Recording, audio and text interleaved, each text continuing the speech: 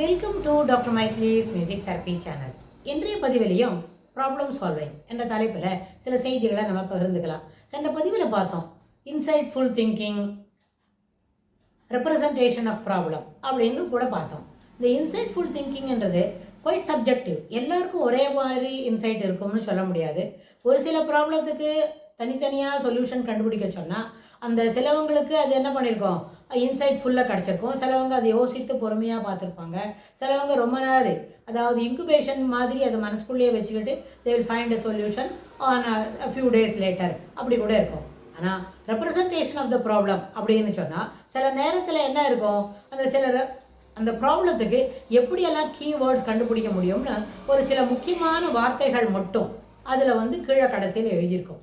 அந்த வார்த்தைகளை வச்சுக்கிட்டு அந்த எழுத்துக்களை கொண்டு நம்ம அந்த மேலே கொடுத்துருக்கிற ப்ராப்ளத்துக்கு நம்ம சொல்யூஷன் கண்டுபிடிக்க முடியும்.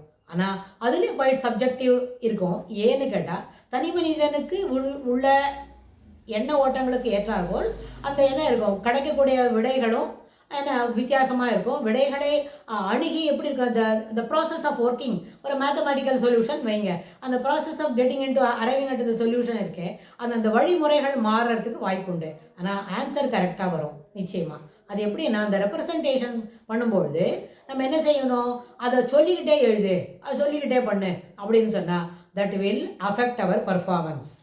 நம்ம அந்த ப்ராப்ளம் சொல்யூஷன் கண்டுபிடிக்கும்பொழுது அதை வாயில் சொல்லிக்கிட்டே செய்யும், என்னெல்லாம் சரியோ அதை சொல்லிட்டே செய்ய அப்படின்னு சொன்னால் அது என்ன பண்ணும், நம்மளோட பர்ஃபார்மன்ஸோட ஸ்மார்ட்னஸை குறைச்சிடும். அதுக்கு பதில் யூ டூ த ஆக்ஷன்ஸ், நாங்கள் ஃபாலோ பண்ணிக்கிறோம் அப்படின்னு சொன்னால் அந்த பர்ஃபார்மன்ஸ் ரொம்ப சிறப்பாக வரும். அது எல்லாருக்கும் ஏற்புடையதாக இருக்கும். சரி, என்ன டாக்டர் இவ்வளோ பேசினுங்க, இதெல்லாம் எப்படி கற்றுக்கிறது அப்படின்னு சொன்னால் சின்ன சின்ன விஷயத்துலேருந்து நம்ம அதை முதல்ல டெவலப் பண்ணிக்க முடியும். எப்படின்னு கேட்டால் முதல்ல சில நேரத்தில் ஒரு சின்ன பெரிய வேர்டு கொடுப்பாங்க. ஒரு பெரிய ஒரு 15 லெட்டர் இல்லை 20 லெட்டர் இருக்கிற சில வேர்டெல்லாம் கொடுத்து விடுறது.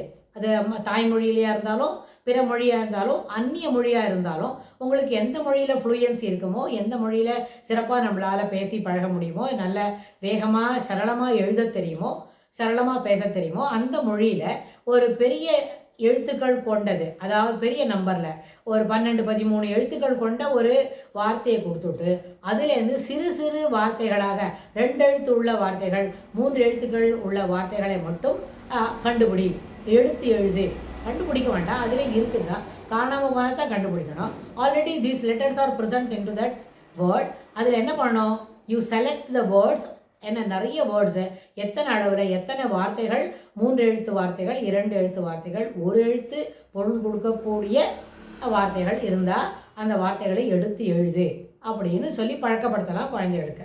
அது சின்ன பசங்களுக்கு இப்படி எழுதிட்டே இருந்தால் that will give a moral boosting. ஆனால் அதுக்கு ட்ரைனிங்க்கே நம்ம 2 கிளாஸ் 2 வகுப்பு 4 வகுப்பு எடுத்தால் தான் பிள்ளைங்களுக்கு அது மனசில் பதியும். ஒரு வகுப்பறையில் ஒரு பிளாக் போர்டில் பெரிய வேர்டு இருக்கிற ஒரு வார்த்தையை எழுதி விடுறது, நிறைய எழுத்துக்கள் கொண்ட ஒரு வார்த்தையை எழுதி விடுறது. அந்த வார்த்தைகள்லேருந்து 2 வார்த்தை, 2 எழுத்து, 3 எழுத்து, இல்லைன்னா 4 எழுத்து, 5 எழுத்துக்கள் இருக்கக்கூடிய ஒரு வார்த்தையை கூட எடுத்து எழுதலாம். ஒரு தடவை எடுத்து எழுதின பிறகு அதில் எத்தனை வேர்டு வந்திருக்குன்னு பார்க்குறது. சில பிள்ளைங்களை தானாக எழுதும், சில பிள்ளைங்களை நம்ம ஒரு போர்டில் சொல்லி கொடுக்க எழுதிக்கிட்டே இருக்கோம். அதுபோல் எழுதிட்ட பிறகு ஒரு 2 வகுப்பு அதுபோல் சொல்லி கொடுத்த பிறகு அடுத்த வகுப்பில் மறுபடியும் பெரிய எழுத்துக்கள் கொண்ட ஒரு வார்த்தையை போர்டில் எழுதிட்டு இதுலேருந்து உங்களாலேயே என்ன வேர்டெல்லாம் டிரைவ் பண்ண முடியும் அதெல்லாம் எடுத்து உங்களோட நோட்புக்கில் எழுதி யூ ப்ரெசன்டட் டுடே அப்படின்னு அந்த டீச்சர் ஒரு கிளாஸ் ஒர்க் போலவோ இல்லை ஹோம்ஒர்க் போலவோ கொடுத்து விடலாம். அது என்ன ஆகும்னா பிள்ளைங்களுக்கு ஒரு என்ன இருக்கும்னா ஒரு inquisitiveness to write more words அப்படின்னு கிடைக்கும். You can ask somebody else also at home அப்படின்னு ஒரு லிபர்ட்டி வர கொடுத்து வச்சுருக்கோமான அந்த liberalising of the mind it helps to achieve more numbers. அதெல்லாம் நிறைய எழுதும். அதே மாதிரி இது என்ன பண்ணலாம், தொடர்ந்து இப்படி பழக்கப்படுத்தலாம். சின்ன சின்ன வார்த்தைகள், சின்ன சின்ன என்ன அப்போ ஒரு பெரிய வார்த்தைக்கு நடுவில் இத்தனை சின்ன வார்த்தைகள் அதில் அடங்கி இருக்கிறது, it contains of these words அப்படின்னு நம்ம சொல்லினா அதை சொல்லி புரிய வச்சா அது பிள்ளைங்களுக்கு அது ஒரு ஊக்கமாக அளிக்கிறதா அமையும். தொடர்ந்து இதுபோல் செய்கிறதுக்கு அவங்க ஒரு ஆர்வம் காட்டுவாங்க. அதுபோல் நம்பர் ஒர்க்கு, ஒரு பெரிய வரிசையாக நம்பர் எழுதி விடுறது, அந்த நம்பர்லேருந்து சிறு சிறு நம்பராக 0 எண்டு வரா மாதிரி எத்தனை நம்பர் உங்களால் எடுத்து எழுத முடியும். It may be 2 numbers are 3 numbers, ஒரு 2-3 அடிஷன் இல்லை சப்ட்ராக்ஷன் அப்படின்னா ஒரே மாதிரி ஆன்சர் வரா மாதிரி. அப்படிலாம் சின்ன சின்ன டெக்னிக்ஸில் வகுப்பறையில் ஒரு கணக்காசிரியர் இப்படிலாம் சொல்லிக் கொடுக்கலாம், ஒரு லாங்குவேஜ் சொல்லிக் கொடுக்குற ஒரு ஆங்கில ஆசிரியர் இது போல் சொல்லிக் கொடுக்கலாம், இல்லை தமிழ் ஆசிரியர் வகுப்பில் தமிழ் பாடம் எடுக்கும்பொழுது ஒரு தமிழ் செய்யுள்லேருந்து ஒரு வார்த்தையை எடுத்து கொடுத்து அதுலேருந்து எத்தனை சிறிய வார்த்தைகள் எடுத்து எழுத முடியும் அப்படின்னு பிள்ளைங்களுக்கு ஒரு ஊக்கத்தை ஏற்படுத்தி அந்த வார்த்தைகளுக்கு தகுந்த மாதிரி அவங்கள எழுத சொல்லலாம். சில பிள்ளைங்கள போர்ட்லேயே கரும்பலையிலேயே எழுத சொல்லி அது எல்லாரையும் பார்த்து தெரிஞ்சுன்னு சொல்லலாம். If they are clear in understanding, அந்த கிராஸ்பிங் கரெக்டாக வந்துருச்சுன்னு சொன்னால் நம்மளே ஒரு பொதுவாக ஒரு வேர்டு கொடுத்துட்டு வகுப்பறையில் எழுத சொல்லலாம். ஸோ இதெல்லாம் என்ன பண்ணலாம், இதை மாதிரி சின்ன சின்ன விஷயங்களை சேர்த்து தான் ஒரு பெரிய ப்ராப்ளத்தை நம்ம சால்வ் பண்ண முடியும்னு இதை மாதிரி ப்ராப்ளம் சால்விங் எபிலிட்டியை வளர்த்துக்கிறதுக்கு இதெல்லாம் நம்ம பிள்ளைங்களுக்கு நம்ம சொல்லிக் கொடுக்க முடியும். இதிலே பெரிய ட்ரைனிங்லாம் கூட கொடுத்தா பிள்ளைங்க ரொம்ப ஸ்மார்ட்டாக தன்னையை மாற்றிக்குவாங்க. அதுக்கு என்ன காரணம்னு சொன்னால், இந்த ரைட் ஹெமிஸ்பியர் செய்யக்கூடிய வேலைகளை நம்ம ஊக்கப்படுத்துகிறோம், அதுக்கு ஒரு இன்சைட் கொடுக்குறோம், அந்த உள்ளுக்குள்ள உணர்வு அதை புரிஞ்சுக்கிறதுக்கு நம்ம ஒரு வாய்ப்பு கொடுக்குறோம் பிள்ளைங்களுக்கு.